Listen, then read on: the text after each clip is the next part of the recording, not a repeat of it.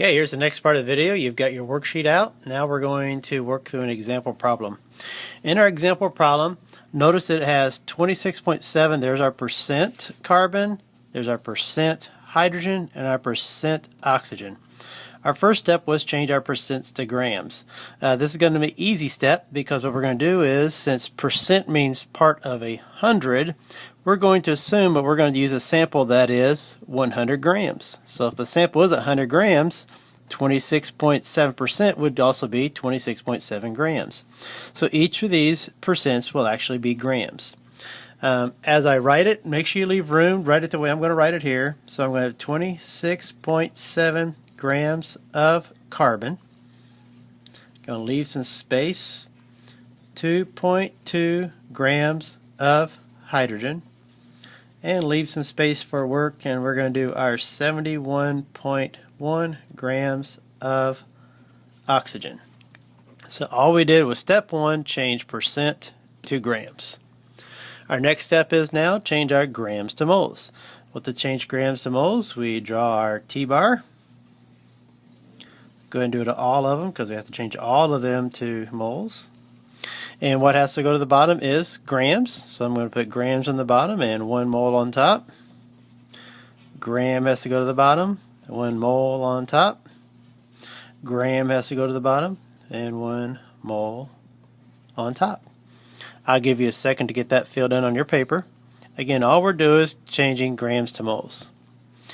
Now, we know that we get our grams from the periodic table, so we look at the periodic table, we find out that carbon weighs, and you probably know by now, carbon weighs 12.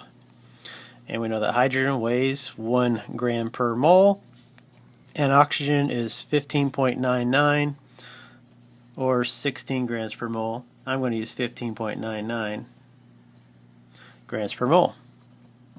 Now all we do is get our calculators out and calculate those. Instead of you calculating them, I'll go ahead and write down what they are. They are 2.225 moles of carbon and 2.2 moles of hydrogen, and we have 4.45 moles of oxygen. So we change percent to grams, grams to moles, and our last step is divide by the smallest. So what we do here is we figure out which one of these is the smallest. So our smallest is 2.2, so we're going to divide all of these by 2.2. Now our goal here is divide by 2.2, divide by the smallest, so we can get a whole number. So divide all these by 2.2. And as you do this step here, notice I took this out 3 places, and I took this out as many places as we could. I took this out at least 2 places. On this step where we converted the moles, try to take it out as at least 2 or 3 decimal places. If you're doing that, when you divide by the smallest, it's going to give us a pretty nice whole number. So when you work the first one, I'll show you in the calculator how it comes out. We have our 2.225 divided by 2.2, and that is awful close to a whole number 1. And so we'll write 1 here. Okay, we divide this, obviously that's going to be a 1. And if we divide this, we're going to get awful close to 2, so we're going to call that a 2. So now we have our whole number ratios for our elements. And now we can write our formula. To write our formula, I write the formula in the order that the elements were given in the question.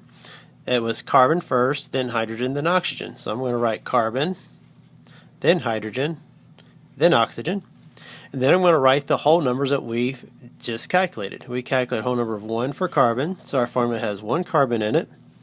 Our formula has 1 hydrogen in it, and our formula has 2 oxygen in it. This is, again, our empirical formula. I'm going to put EF here, empirical formula.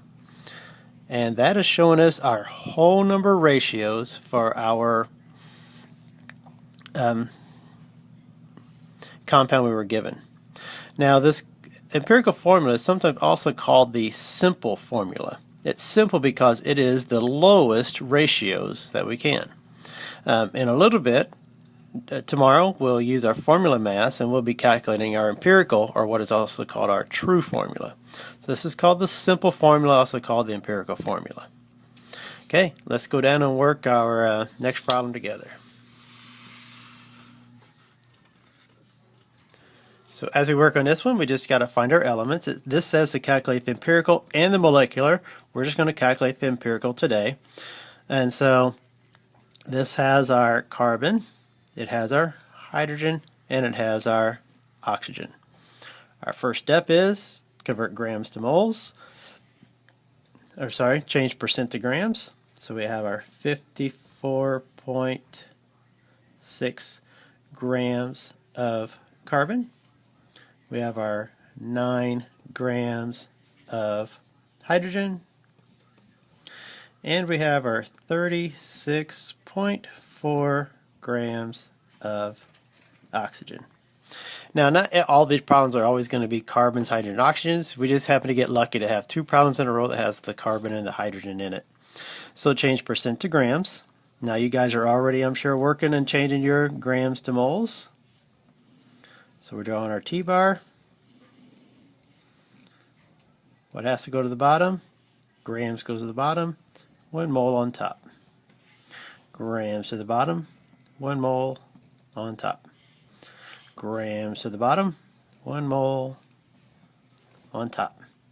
Now we go to the periodic table. We know that carbon weighs 12, hydrogen weighs 1, oxygen weighs 15.99.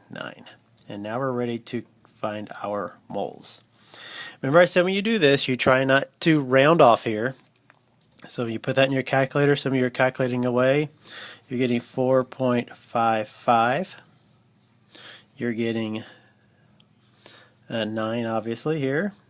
And you're getting 2.276. So I'll give you a second to verify those are all right in your calculators.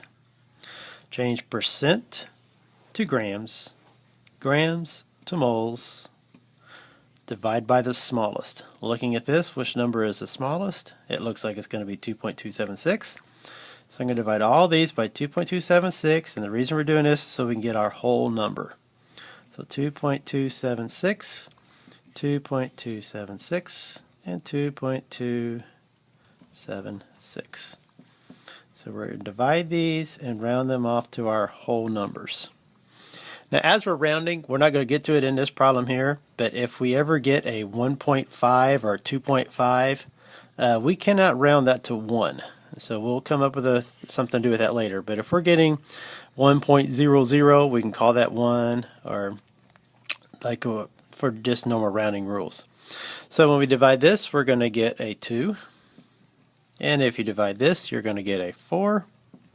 And you divide this, you're going to get a 1. We now have our whole number ratios. So empirical formula, let's see, this is the order it was given, was carbon, hydrogen, oxygen. So I'm going to put carbon, hydrogen, oxygen.